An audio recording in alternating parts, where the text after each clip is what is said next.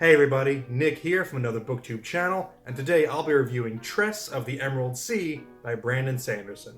Tress of the Emerald Sea is the first of the secret projects from Brandon Sanderson's Kickstarter that made history last year, which means it had a really important task. It needed to be great. With over 185,000 backers putting up over $41 million, you better come out of the gate with an absolute banger so that each and every one of them doesn't regret the commitment. So does Tress achieve this goal? Let's get into it. I will be keeping this review spoiler-free in the traditional sense, but since the book is really only available to backers right now and not for the general public, if you do wish to go in completely blind and not even hear a plot synopsis, go ahead and you can skip to this time here, but really everything that I say here is going to be like a little bit of a spoiler for you. On a small, unimpressive island in the middle of a vast, dangerous, and very green sea lives Tress, a 16-year-old window washer with an affinity for collecting cups.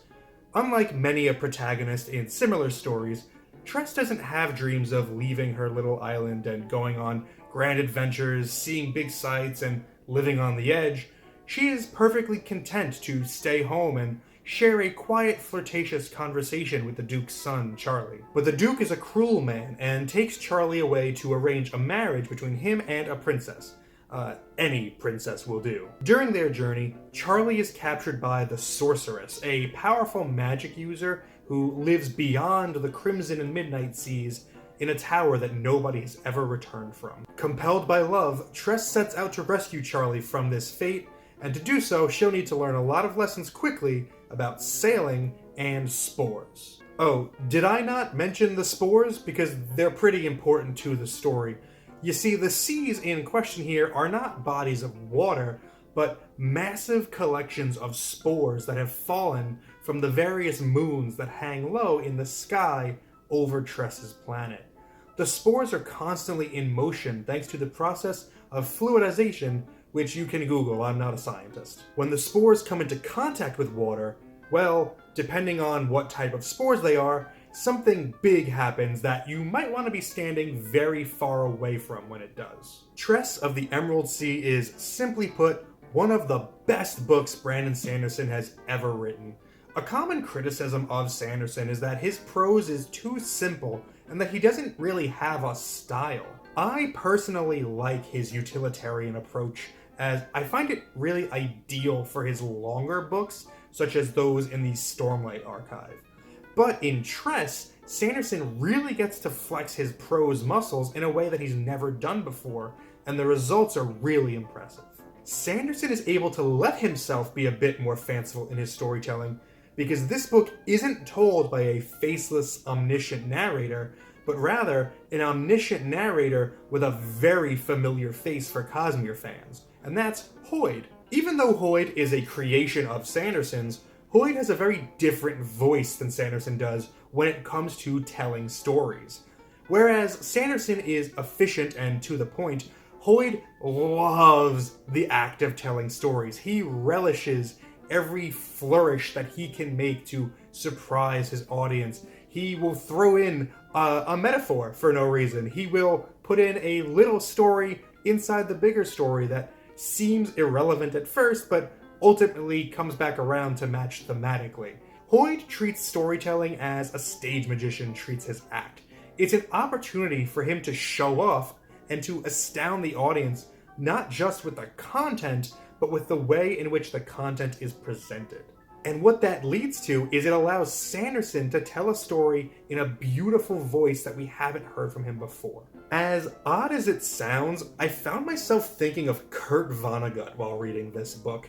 In books like Slaughterhouse-Five and Breakfast of Champions, Vonnegut is the narrator who knows everything, but he also appears within the story as his own character and interacts with everyone else. Hoid kind of feels to me like a mixture of that narrator Vonnegut and also Vonnegut's character Kilgore Trout, who is also kind of a stand-in for Vonnegut. It gets kind of confusing. But this book honestly felt to me like if Kurt Vonnegut wrote The Princess Bride, which is not something that I would have ever anticipated wanting or enjoying. And yet, here we are. Sanderson is also successful at making Tress of the Emerald Sea an all-ages adventure without feeling too much like a YA book.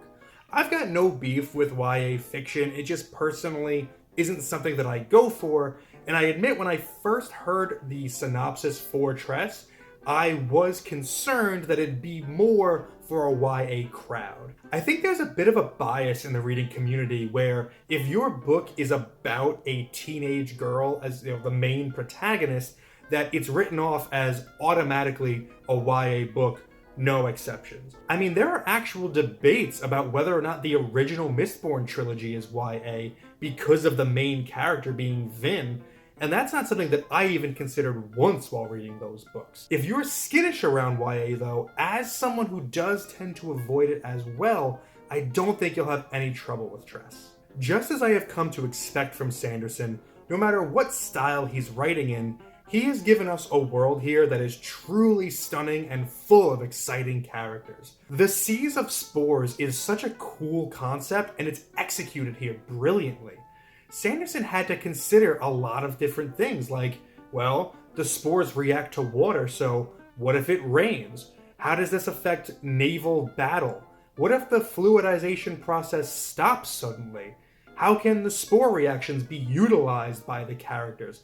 It's all in here in terrific detail, and it's explained so effortlessly, it makes you wonder how nobody thought of this before. Tress is also a great character to lead a story like this. She begins the story a naive girl with little practical world skills beyond washing windows, and yet her dedication and attitude propels her forward at every step. And while she sometimes succeeds at new things, she fails just as frequently, giving her additional opportunities to learn and grow. She's not the damsel in distress, but she's also not immediately a swashbuckling adventurer.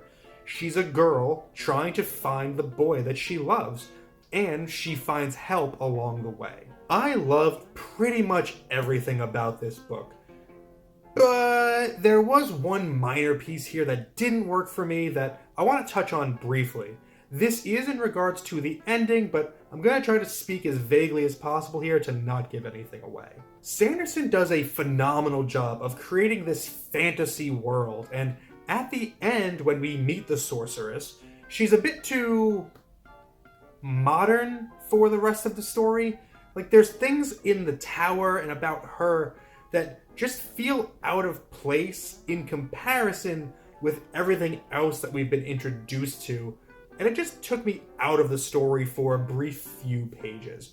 It wasn't enough to derail the ending though, and I was completely satisfied in the end. Tress of the Emerald Sea is not just great, but I would recommend it as an entry point into the Cosmere for readers who have been hesitant about it in the past. There are a lot of Cosmere connections in this book for the die-hard fans to drool over, but they're on the peripheral enough where if you don't know them going in, you could still enjoy the story, but they're also obvious enough where you can read it and be like, hey, that seems like it's a reference to something else that I don't know about, but maybe I would like to know about it. What else has this Brandon Sanderson fella written? He's written a lot, so get ready. I can't recommend Tress of the Emerald Sea enough for you, your family, your friends, your enemies, basically anyone. My arbitrary and subjective grade for this book is 9 out of 10. Do with that what you will. Did Tress of the Emerald Sea make you glad or regretful for backing the Kickstarter? Let me know in the comments.